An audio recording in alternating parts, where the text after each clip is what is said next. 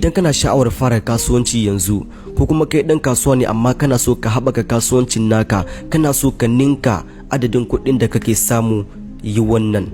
Ka tsaya kai karatun kasuwa. Karatun kasuwa wanda za ka yi anan shine za ka tsaya ne ka yi duba, ka yi la'akari a gari kaza waɗanne kaya ne ake samu waɗanda mutane suna buƙatar su, suna amfani da su a kowane lokaci, sannan kuma ya kasance waɗannan kayan babu su a inda kake, babu su a garinku, babu su a jiharku. Sai ka kasance na farko da zaka fara kawo waɗannan kayayyakin.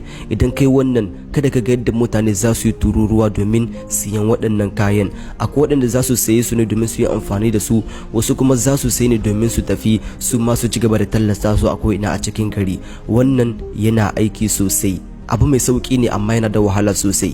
Abin da yafi sauki a cikin shi shine sanin irin kayayyakin da babu su a cikin garin ku.